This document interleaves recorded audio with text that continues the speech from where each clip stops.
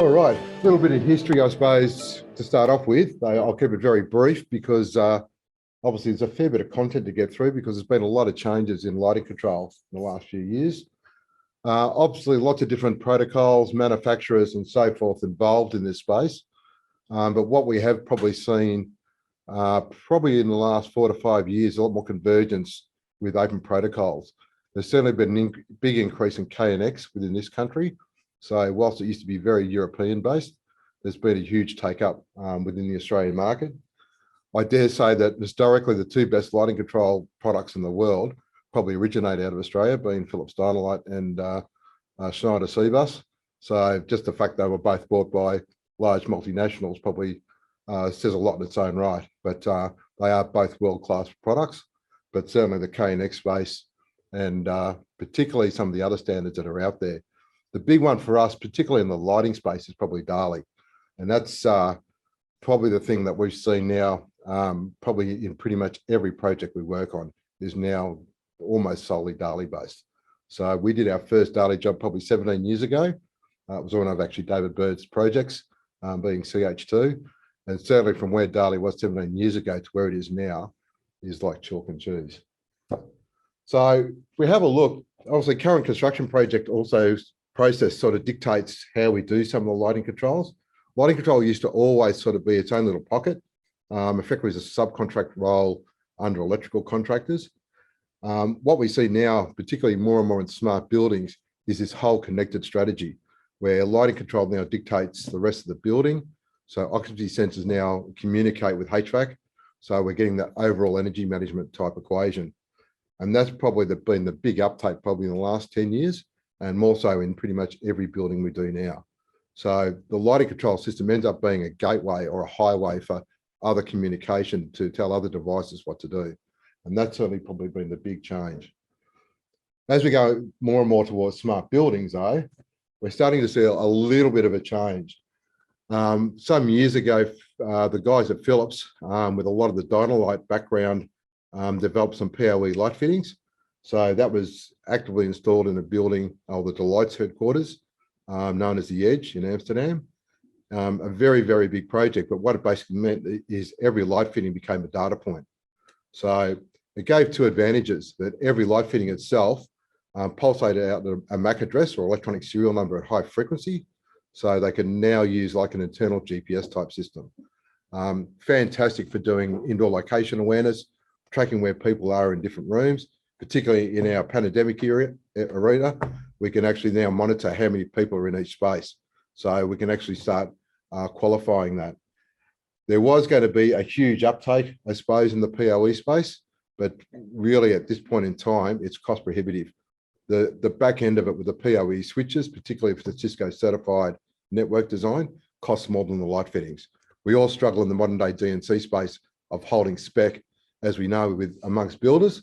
If we're going to then double or increase that price point by 150% to go to a PoE back end, it's just cost prohibitive. So you've got to have a very engaged client, and probably in the Australian marketplace, there's probably a large telcos like Telstra that would adopt it. Interestingly enough, Deloitte's have moved into 477 Collins. It was originally supposed to be a PoE project, specified overseas and then locally done by NDY, which a lot of the NDY guys will know about. But effectively it got value managed out even though the end client desired it. So realistically, it takes us back into the DALI space, and that's where DALI 2 is probably coming to the forefront. And we'll go through a bit of the DALI 2 specifics in a minute. In the retrofit space, one of the two big players that have probably come to the market, particularly in the last few years, is Kasambi. We've probably seen that a lot, particularly with the adoption by the likes of Tridonic, where they've got a lot of their devices that are basically Kasambi native. Makes it very easy to control via Bluetooth from a mobile device, but obviously it then takes a commissioning component out, but it also takes a security out as well. So if an electrical contractor then goes and commissions that job, how do you know it's been locked down, and how do you know the next pimply 16-year-old with a mobile device is not going to hack it and change all your light settings? And that's one of the big issues that probably goes with the Kasambi side of it. The big uptake probably in the last little while is the new DALI Plus standard, which effectively is a DALI certified wireless mesh system So unlike Bluetooth, it actually uses what we call Thread, which effectively is a low power Wi-Fi type application. So exactly like Wi-Fi was originally designed here in Australia by the CSIRO, unleashed to the world without any royalties, unfortunately. So again, a lot of ingenuity coming out of Oz, but not necessarily recognised. We've now adapted that technology to effectively do the mesh thread type applications. So effectively it's a multi-path self-healing wireless network. So certainly for lighting applications and moving forward, it's really a great backbone, and the fact it's backed by DALI Alliance and managed under those certification means that interoperation between all the manufacturers is guaranteed, and that is absolutely core. Obviously, with the whole DALI side of it too, DALI Type 8 and tunable white, we're starting to see a lot more uptake of that across the community. Obviously, from lighting designer perspective, that's absolutely core, because we want to be able to engage circadian rhythm or adjust the color temperature of our lights, particularly in places that are themed like restaurants and so forth. There's nothing better than walking into an old school restaurant that looks like it's incandescent, where you get that nice warm glow. The modern day world initially of LEDs probably killed off a lot of that mood set that we could originally create. But I think the modern day world with tunable white, particularly when we can get down under 2000 Kelvin, it reintroduces those aspects back into those sort of spaces. And that's absolutely core. Obviously for dynamic applications, DMX 512 has been around for 30 years. I actually sit on the standards committee for that, as well as streaming ACN.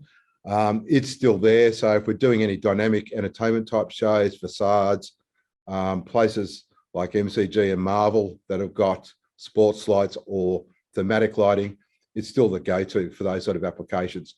Nothing changes there much, but it's obviously the integration that can happen between the themed elements and some of our static elements that makes it all fairly worthwhile. So if we go back and have a look at our typical futuristic building, which is actually here and now, is pretty much every modern day building that we're going to, particularly tenancy space or skyscrapers, all have a backbone network. So once upon a time, the lighting control was totally independent. The BMS guys were independent. The lift guys were all independent. And there was generally some high level integration performed by the BMS integrators. So typically a Honeywell or a Johnson's control for the BMS head end that seemed to control everything. Their lighting control was always really average. It was just basically points on or off. They never considered scene set, and the integration was fairly average. Now, because we're all going effectively onto a high-speed backbone, being their converged networks, it's being the norm now that we're seeing lighting control adapted a lot more and integrated a lot better than what we've seen historically. If we look at the typical Wi-Fi type applications and the PoE light fittings, one of the big problems that I see at the moment is there's quite a few different manufacturers all producing PoE systems, but there's no real standards. There is a new one called Open AIS, which I'll get onto, but there's very few manufacturers that have taken that up yet. So the fact that if you go and put in a Philips PoE system, you can only put in Philips fittings. That locks down the creativity and the design, obviously, from a lighting designer's perspective, because it doesn't give you the freedom of design. So as we all know, modern day lighting design, you have multiple vendors providing different fittings for applications. And I think that's still absolutely core. So whilst this diagram here will show you a typical sort of deployment, and in here we can see we've got PoE light fittings. Great from a builder's perspective, because effectively our 240 volt cabling is gone. Therefore, we don't need EVA, ETU electricians to do the installation. It can all be done by data guys. So therefore, the cost of implementation is really cheap, but the backbone cost of the PoE switches is off the Richter scale. And that's what probably kills it off in this country. So unless we've got a very engaged client, I can't see it happening. What it does do, though, is it provides data points out in the field. So to put additional sensors, such as air quality, CO2, seismic sensors, traffic monitoring from a pedestrian perspective, all that sort of stuff is easily achievable. So it does give us a data platform for doing a whole lot more other than just lighting. So at the moment, OpenAIS has been around for quite a while. These are the various members that are there. It's supposed to become standardized pretty much this year. It's out in public review. But the adoption of it has been very slow. It's 7 years since Deloitte's building was done. There's been a handful of train stations and stuff done through France, quite a few projects throughout Europe. But again, they've got engaged clients that actually want it and prepared to pay for it. The big picture stuff is that with the indoor location awareness, you can have your lighting system actually driving you down supermarket aisles. So effectively using all the smarts of knowing where you are, Google a recipe, look at all the ingredients, can actually guide you and wave guide you through a supermarket. So it's actually using the lighting control system or the background as effectively a data device. That's big picture stuff. It is coming, but at the moment it is cost prohibitive. Fair Hair Alliance is basically the adoption of the Open AAS. And as you can see, there's quite a few other members there, such as KNX and so forth. So this is basically tying all the various building technologies all into one platform. So once upon a time where we had Johnson Controls or Honeywell just putting their BMS front end and at a very high cost per control point, again, with this open sort of protocol stuff that they're talking, it means via API, you can build up a front end application quite simply and quite cost effectively. So what does that look like? The building of the future effectively is basically just a big IT network. So all our various devices and everything all intercommunicate via API and IP communications. So all that information is readily shared and readily available. So the one that's probably here and now, DALI 2. So what is DALI? Most of us know what DALI is. It's been around for quite a long time, but obviously we've had the DALI 2 certification over the last few years and DALI Plus, and that's probably been the big change. If we look at historical type applications, on the left-hand side, we've got our standard 240 volts sensors or switches, just main switching light fittings. Obviously, we've gone through the phase for many years of doing phase cut or phase control dimming. That's a bygone era. The modern day world of LEDs and phase control just don't mix. Any of us that have had experience with doing dimming LEDs in the modern day world and having all the problems with flicker or not getting the bottom end control, it's a fair problem we all have, particularly in the lighting design area. The realistic issue is that an LED is a DC current control device, and chopping up an AC mains waveform to try and control it and get accurate control will never happen. Every year we get noisier and noisier mains, particularly in Australia. The advent of solar panel inverters and more VFDs and more LEDs just creates more disturbance on the mains. Every time we see a mains interference device, it introduces more flicker into our LEDs. So you'll find a job you can do today and you can do phase control dimming of LEDs, works fine. Go back to that job in 3 years, guaranteed it'll probably be flickering. And I see quite a few smiles in this room because most of you have probably experienced it. And I spent a lot of time with a powerscape going around explaining exactly what's going on. We had a big issue with that in the Crown Towers some years ago. And realistically, the modern day go-to is to turn the whole building to DALI, because that's the way it should be. Because that way, digitally, we can actually tell the fitting what to do. And that's what's on the right-hand side of that diagram, is we've basically got a fixed main supply, and then we tell the level for the fitting to go to digitally. Always repeatable. So DALI, obviously, really, really simple. Basically carried on 2 wires. It doesn't care about polarity, so it's contractor friendly. They don't have to care about which way they connect the wires around. That's a good thing, trust me. Very slow data rates. So the data cabling that we use is typically a 1.5 mil twin active, distributed around the light fittings, sensors and switches. So again, very simple for our contractors to deal with. From the addressing side, probably a bit of science here, but effectively on a single DALI universe, we can have up to 64 devices being controlled. From a design perspective, we always say design to 50. If you're using strip fittings, we say probably even less. One of the big things we see in variation at the moment, particularly with the current shortages in electronics, is that when you buy a strip fitting, you don't know whether you're going to have 3 drivers in it or maybe 12. So obviously, if we've got 12 drivers in it, it's 12 DALI addresses for one strip. Consumes up a lot of DALI space. So we can only have a maximum of 64 devices per DALI universe. Obviously, we can have multiple DALI universes and talk to them very effectively. Within that space, within our 64 devices, we have up to 16 scenes and 16 individually controlled groups that we can program. Okay, so if we've got an office that's got 2 fittings, it becomes one group and it consumes 2 DALI addresses. So we can repeat that out, obviously 16 times on one DALI universe with these. And then for multiple DALI universes, we just keep adding application controllers or DALI interfaces. So best thing about DALI, it is now a monitored standard. So when DALI first came out via DALI AG in Germany, it was a bit rough and ready. It was basically driven by manufacturers, primarily Osram, Philips and Tridonic back in the day. So Tridonic effectively used their physical interface from their DSI in early days fluoro dimming, and basically then added a few smarts to it. Because of that, the big three, all their products always worked fairly reliably, but we ended up having quite a few issues with a lot of the other DALI drivers because there wasn't a certification process. These days there is, and it makes it a lot more repeatable.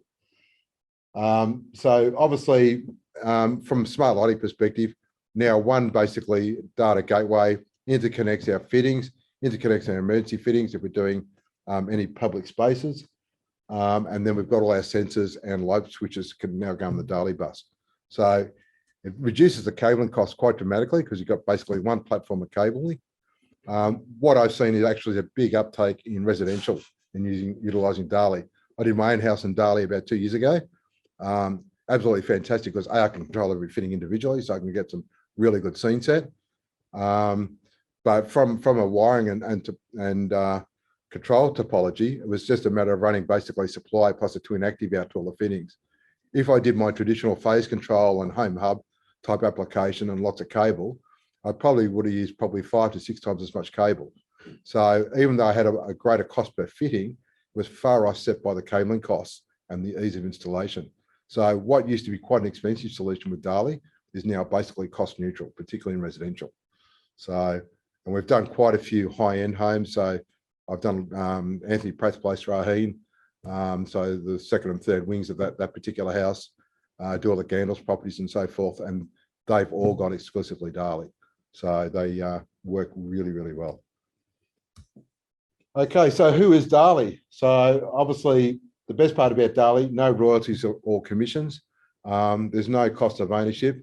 So a bit like, unlike KNX, you have to pay a lot of money to basically be a member of the KNX Association.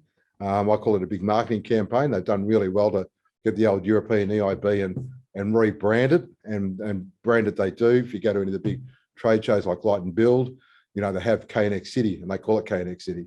It's a big marketing campaign.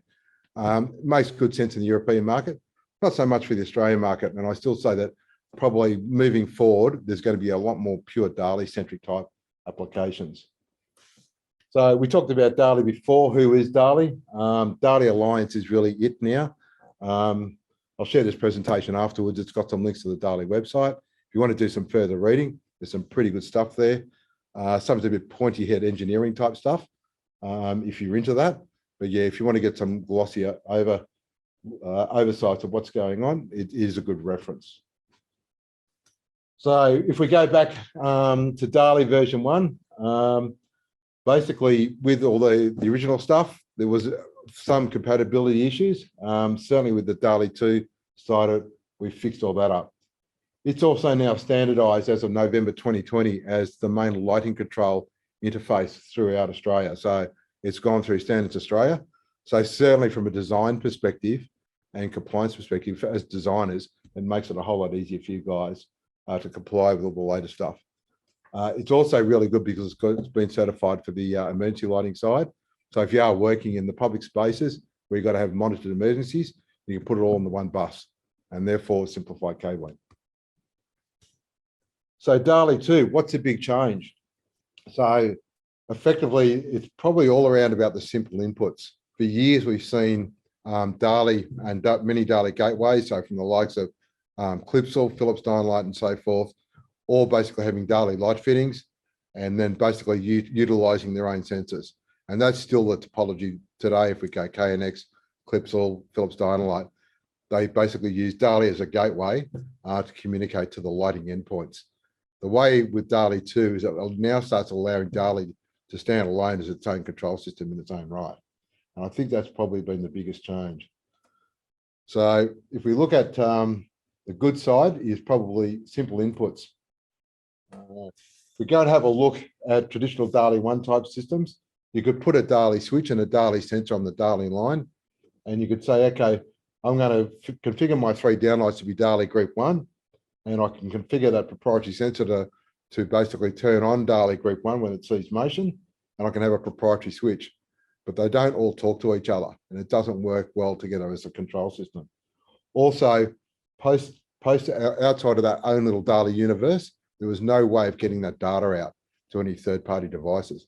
So each DALI standalone network was exactly that. Hence why we tended to use the likes of Philips Dynalite or KNX type systems to get that expansion historically.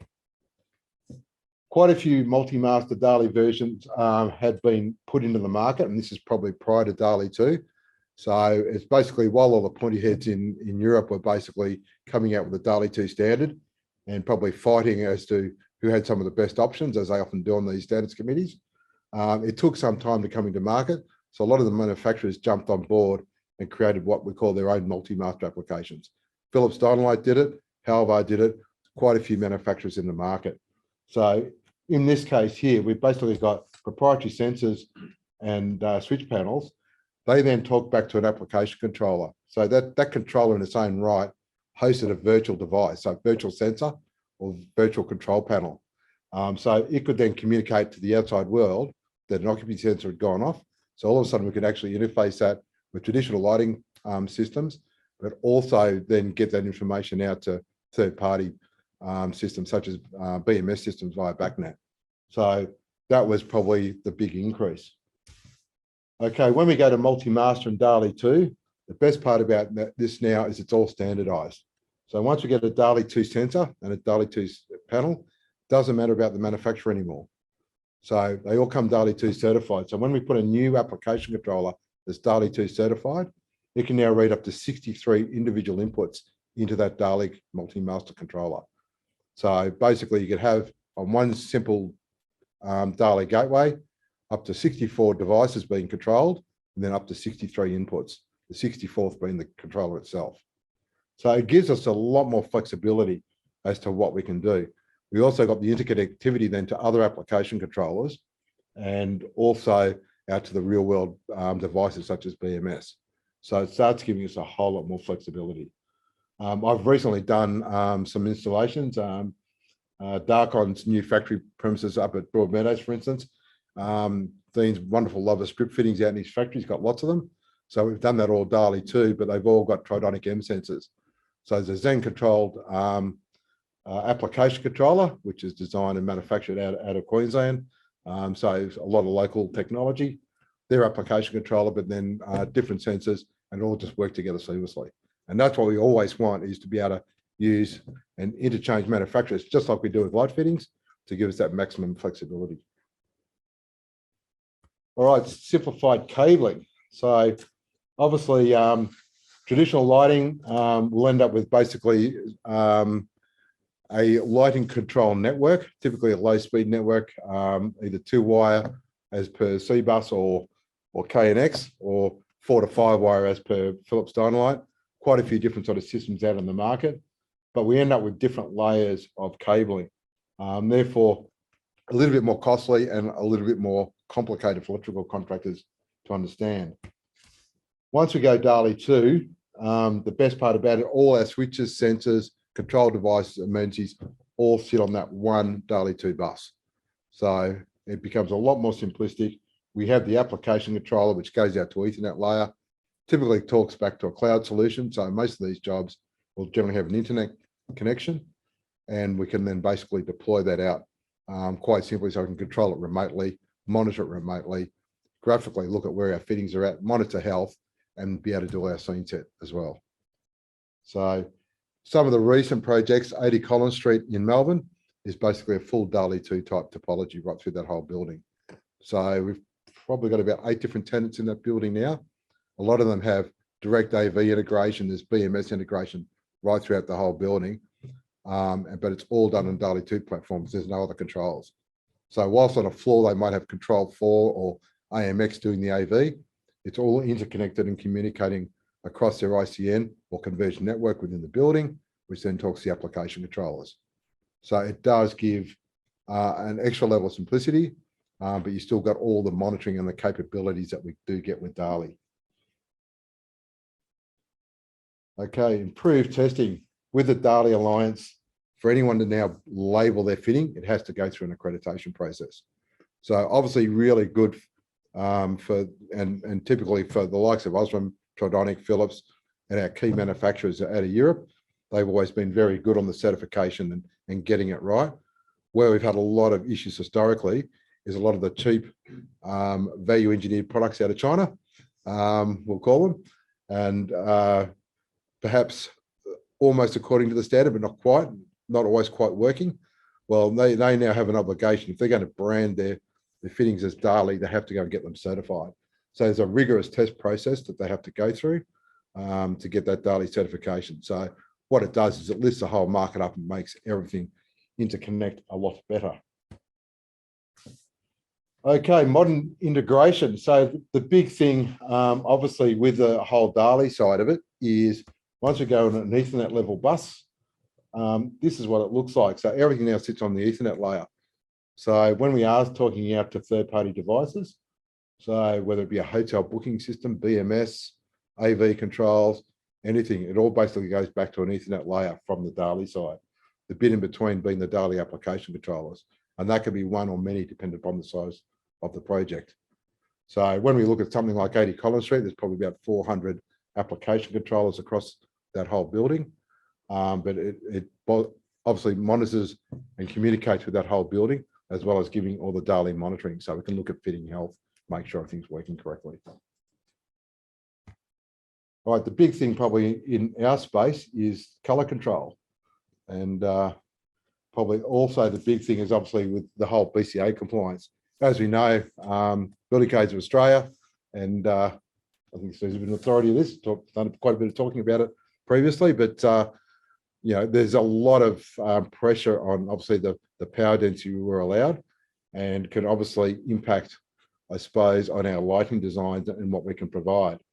So the big thing, once we go DALI Type A, is that the actual consumption of the fitting, so even though it's got 2 LED arrays in it, it's still basically got a standard maximum power. So rather than actually looking at both of those LED elements together, it's looking at the capability of that driver.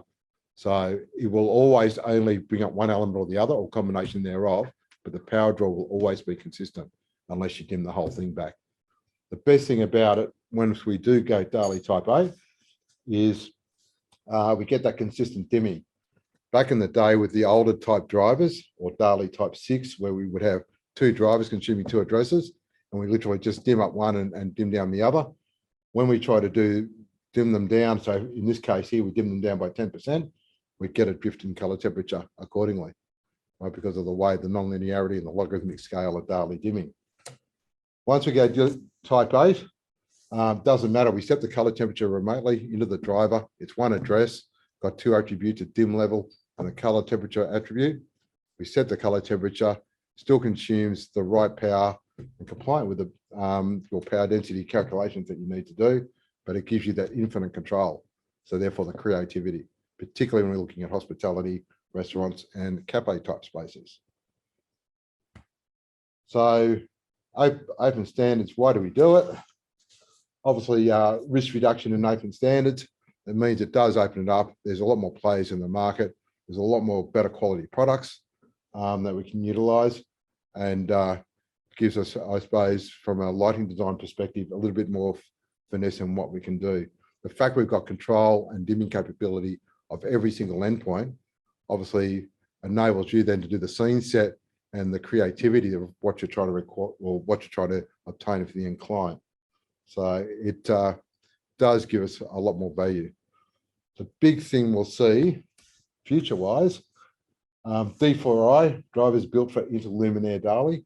So we're seeing this a lot in a lot of the street lighting now. So effectively, we have a device that comes out of a street light. It's got a built-in DALI driver that's also got a built-in power supply. So the only thing you need to basically stick on that is effectively a daylight sensor or occupancy sensor. So typical pathway type lighting in public parks and so forth. Now I have all that capability, plus a lot of them you can cloud log into and obviously set schedules so that they dim down at night And if there's any local movement or occupancy, they can ramp back up for a security perspective. Big one for me is DALI Plus, wireless DALI.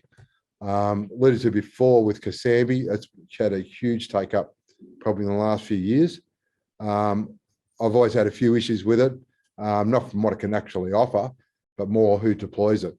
If it's done by an electrical contractor, they're just going to grab the app, set some stuff up on it, yep, walk away. It's generally not locked down, so any mobile device can then access it if they've got the app there on after. So whilst it's got some real good flexibility, its flexibility is also its undoing. Interestingly, the DALI Alliance came up with the DALI Plus standard, which effectively is adopting Thread, as I alluded to earlier, as their wireless standard. It's had pretty big take up so far, and certainly the retrofit market, it's an absolute go-to. So recently updated for Treasury Place here in Melbourne, and that's basically a historic building, heritage listed, can't do anything with it, can't run cables. So it had an old console control system probably installed about 20 to 25 years ago, but we're able to use the control cabling structure to basically run DALI switch panels on it onto wired application controllers, but everything there on after became a wireless solution. So all the new luminaires, uplights, everything all basically had wireless thread drivers. So multi-path, self-healing type networks.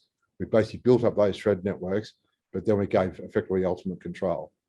So, and the best part about it is we could update the luminaires, and then as we could get access to the building, quite difficult because AFP controlled, and got ScoMo and Frydenberg and a lot of those federal politicians have their home there when they're in Melbourne. So getting access to the building was quite difficult, but certainly it was probably one of the biggest Thread or DALI Plus installations done so far in the world. And we were the guinea pigs, if you could say, probably because of our experience with controls, and it actually works really, really well. So that will definitely be the future in a lot of the retrofits, particularly in a lot of those hard to get to buildings or old style buildings.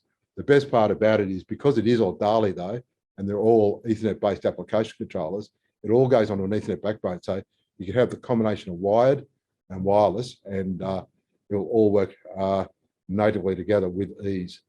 The big thing though, to take out from it though, I still see to this day brand new buildings that have got wireless solutions being proposed. The only thing I can say from a controls perspective, you can run a wire, run a wire. It's it will always work, interference free, it doesn't matter. Wireless is great for retrofit where you've got no other option, but if you can run a cable, always run a cable. And on that, I'll basically take some questions. Hopefully you've got a few. Okay, yeah, well, I've got a query about the costing for DALI 2 drivers. Like, is there much of an uplift between that and standard DALI, or DALI 1, I should say? Okay, from the driver perspective, there's very, very little difference between a DALI and DALI 2 driver. In fact, we're the same thing. The best part about, I suppose, DALI 2 is any DALI 1 drivers are backwards compatible, other than a certain breed of tridonic drivers made over a certain batch some years ago. But basically, full backwards compatibility. The only cost difference really is the certification process, which is obviously amortized over many devices. So theoretically, a DALI 2 driver should cost no more than a traditional DALI 1 driver, but just obviously give us a flexibility more with the other input devices.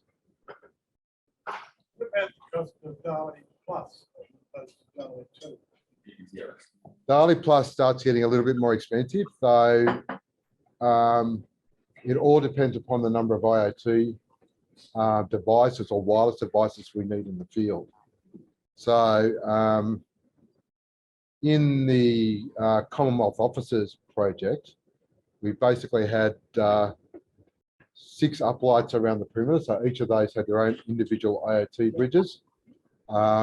We then had 20 downlights and some strip fittings, which all shared a single IoT bridge. So for basically one room, we basically had 7 remote IoT devices, 6 of them being in the uplights that just had traditional 240 volt cabling. And then effectively, because we had a common supply, all the individual DALI drivers were basically standard DALI drivers with just interconnected to one IoT bridge and a DALI power supply on that line. So it cost fairly cost effective. We're probably around about $100 per IoT bridge. So effectively in that sort of room, $700 plus the wireless application controller. So probably around about $1,500 cost versus trying to run cabling in a heritage listed building. They're far cheaper than any of the labour involved. Anyone else? Sorry, if I can add, Ciao, Matteo from Light Project. If I can add a note on the cost for you, Simon, because I've been through literally, I wasn't the need to make in a big project that we have done. I had a requirement from the client to update all the drivers to DALI 2 once the budget was already approved in DALI. And there, as you Andrew was saying, there hasn't been like a very big price increase. So In fact, it might have come down. let's say, yeah. yeah. I didn't hear any of that. It's probably fair to say that DALI 2 drivers with modern day electronics, the cost should be going down. Unfortunately, our current semiconductor controlled economy by one particular country in Asia dictates that most of the semiconductor materials have gone up, if you can get them at all. A lot of semiconductor product supply issues at the moment. So even a lot of standard DALI drivers try and order one through Tridonic at the moment. If you're an OEM manufacturer, it's hard work. There is a huge shortage, as there is in a lot of electronics at the moment. And obviously because of that demand, it's pushed the price up. One of the microprocessors that Philips Dynalite used in one of their sensors was 25 cents US per microprocessor. Single plant in China that was manufacturing, and it got its power shut down due to the coal shortages. And that particular semiconductor or processor has gone up to $7 US, so times 28 in under 6 months, and a 40-week lead time to go with it. And no one else can manufacture it other than that. And no one else can manufacture it. That's right. So unfortunately, that's what's happening in the electronics world. And you've probably heard the horror stories about displays and not being able to get products or particular chips. I think Ford at one stage had a whole footy oval full of pickups over in the US where they couldn't populate them with ECUs to actually sell them because they run out of microprocessors. And unfortunately, that's fairly typical of what's happening across the whole electronics industry. So we are going to go through some short-term pain with a lot of componentry going up and a bit of price jamming by some people as well, because taking advantage of it. But realistically, the costs have gone up dramatically. So whilst general electronics has gone down, until there can be other sources of those electronic components other than just China, I think unfortunately the price will be dictated to be fairly high and dried up supply for some time yet. So what's your alternative to get supply faster for projects that are in construction? Very difficult at the moment. So a lot of manufacturers are buying semiconductors on the black market in China because semiconductor allocation is based on population basis. Yeah. So China and India have the best allocation because they've got the biggest populations. So people go overseas and basically buy stuff in the black market. Wow. It's basically the only, and a lot of key manufacturers, the likes of Philips and so forth, are actually forced to do it if they've had their hand forced. And you're expecting it to get worse before it gets better? I think it'll get worse before it gets better. And you have likely time frames in 6 months, a year. A lot of the semiconductor manufacturers that had greed and put all their single supply chain into China are now starting to reopen other factories in Mexico and so forth. So they've got secondary and tertiary supply channels. Once that happens and the supply is less controlled by one country, it'll settle down. But that's still a while off. So a little bit of the background of electronic stuff, what's going on in the background as well. So I've had a history of being fairly heavily involved in manufacture as well. So besides lithium batteries, what should we invest in stocks? the non-green batteries. Yeah. So any other questions? Just regarding KNX, Yeah. which supposedly got the open protocol, what we are hearing is that the installing contractor in KNX will lock the front end to make it impossible for other people to come and actually make changes to the system afterwards. Provide some commentary on that. Well, that's exactly correct. So I'm KNX certified, and basically to to deploy a KNX job, you need the ETS software, which effectively is a database of all the products going into that job. All the intelligence, all the stuff that goes into that job is stored in that database. What goes down to the end products effectively is compiled code that can't be decompiled. So effectively that database is the key to that whole project. So if the commissioning contractor walks away with that database and doesn't leave it or freely issue it to the client, if someone else has to make changes to it afterwards, it's basically recommissioned from scratch. Not a great outcome. And whilst it's open and whilst there's an ETS database, and there's intercommunication between different manufacturers, it's also important to know that natively ETS does very little other than connecting those different devices together. If you need to go and do DALI commissioning, for instance, you need a plugin, a third-party plugin based on the manufacturer providing it, whether it be ABB or Siemens or VB or any of those other typical sort of DALI gateway KNX manufacturers. So whilst it's open, it's not as open as we would all think. Why everywhere?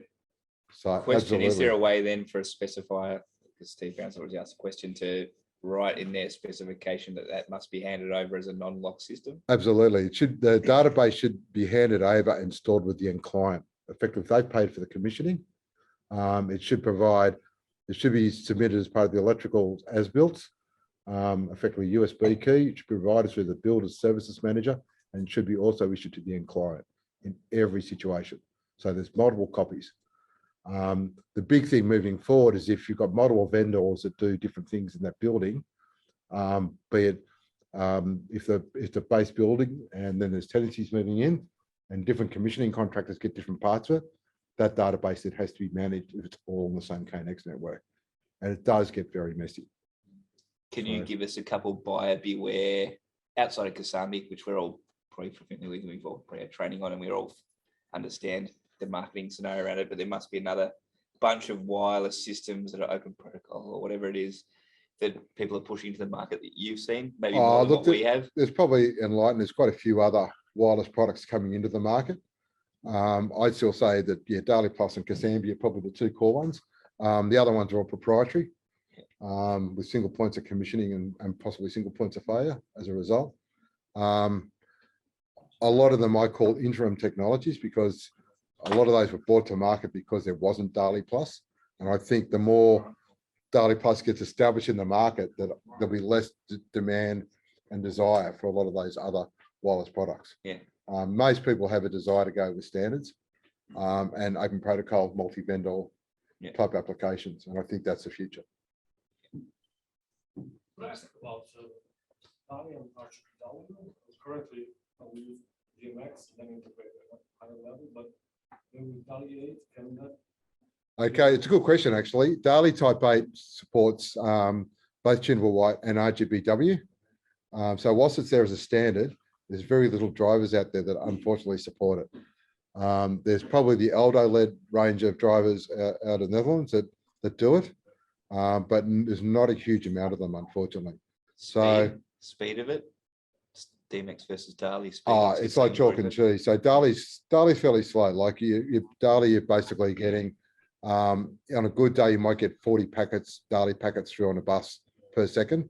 So if you've got occupancy in an office, for instance, you walk past the sensor, it picks up motion, turns the lights on. If there's a delay of 10, 20, 30 milliseconds, doesn't matter. Once you go dynamic stuff, it's got to be DMX. So DMX updates 250 kilobaud or 250,000 times a second. So every frame or every channel within DMX is updated up to 44 times a second. So real-time video type applications or media rendering on facades. So when we do large facade jobs these days, it's not unusual to have 150 to 300 DMX universes. So 300 times 512 channels, a lot of channels to deal with. So how do we deal with that? We map them out as pixels and then just render video content to it. So if you look at the facade at say 80 Collins Street, Amy Park rooftop, or a lot of those other projects that we've been involved with, that's exactly how they're deployed, is with media servers to basically play them out in real time. No, I was just saying that sometimes you need the speed necessarily. Yeah. There's a lot of RGB fittings coming out. Yeah.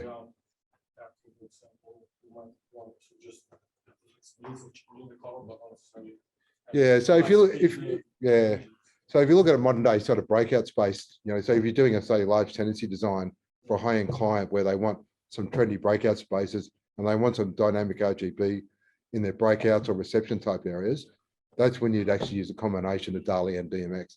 So the DMX theme stuff or the themed RGB stuff would still be on a DMX layer, and then integrated an interface to effectively the DALI backbone so they work cohesively together. Then in a residential job or something where you don't need the speed or whatever to do this, can you just run it through a standard DALI gateway through Dynamo or CP? Yeah, absolutely. If Yeah. you wanted to do it that way. Where we've seen it been triggered, they don't want to add more gateway layers or complexity, so they're running DALI 8 through the DALI CBus or Dynamo gateway to allow color change to happen, but through something that's already been installed in there. So in my own home, I ran RGBW caves in all the bedrooms, and I've done circadian rhythm, and they're all done by DMX.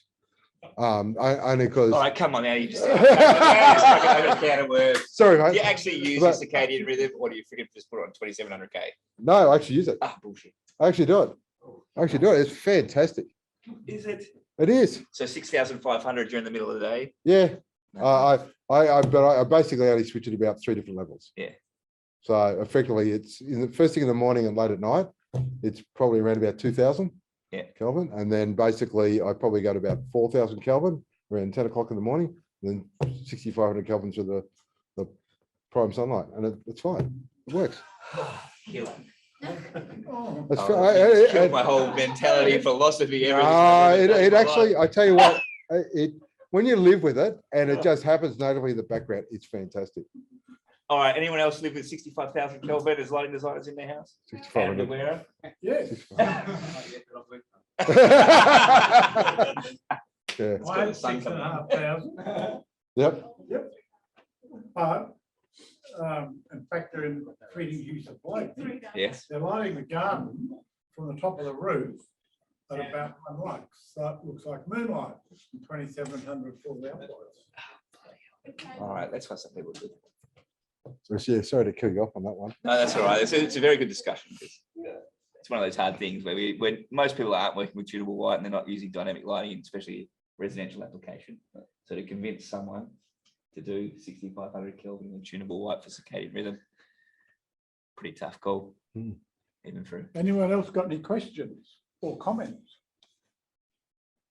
So you said you run a cable if you need to run a cable. Go stand near the microphone, person. You said run a cable if you can run a cable. Then you talked about the existing scenario in the heritage building where you said it was a significant cost saving by not running a cable.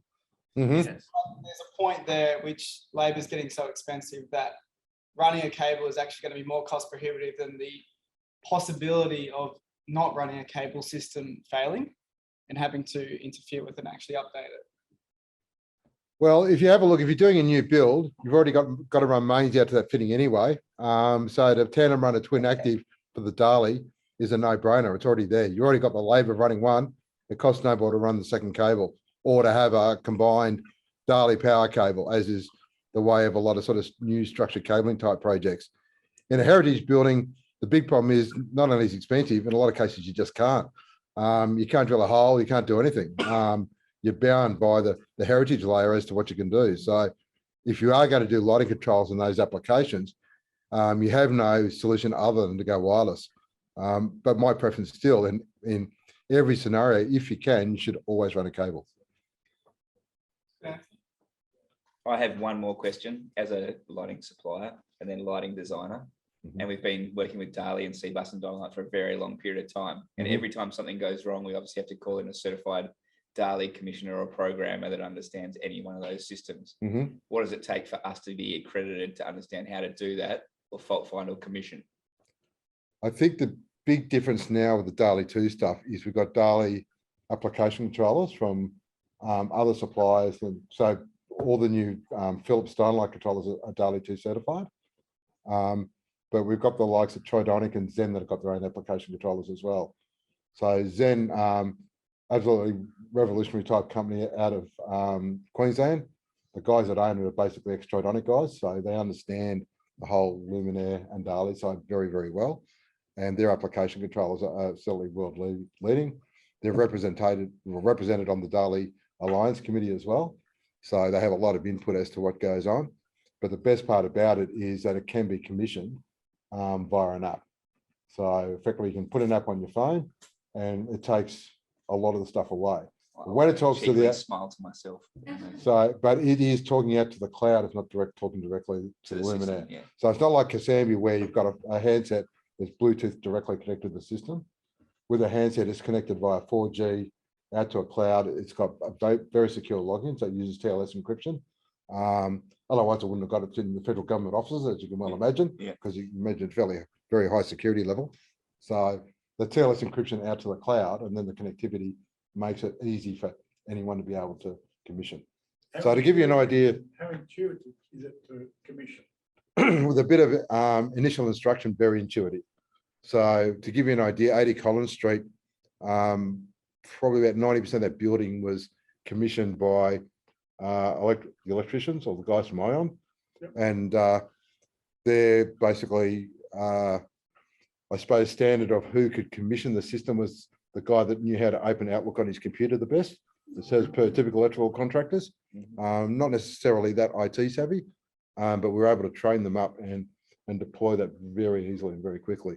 So we got involved in any of the high-end integration that was required on the project, but the nuts and bolts and the routine office and group commissioning and graphical laying out of the fittings was done by the electrical contractors. So from that perspective, it does make it a lot easier for people to deal with. And certainly with the new application controllers, if one device does fail and a new one replaces it, it will auto address it and auto replace that one device. When it becomes a problem is when you have multiple failures on a single universe.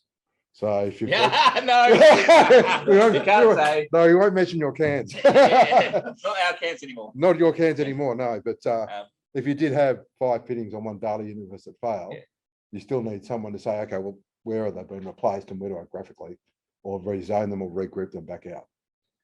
One last question from me, and that would be my final question. Is phase dimming dead for LEDs and people designing around a system, like everyone in residential and everyone in that little hospitality market goes, yeah, there's a phase dimmable driver out there. Tridonic does one. Meanwhile, all these sort of people, even other, and they're like, yeah, now, you can dim 24 volt, phase dim.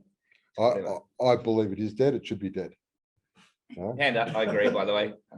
It's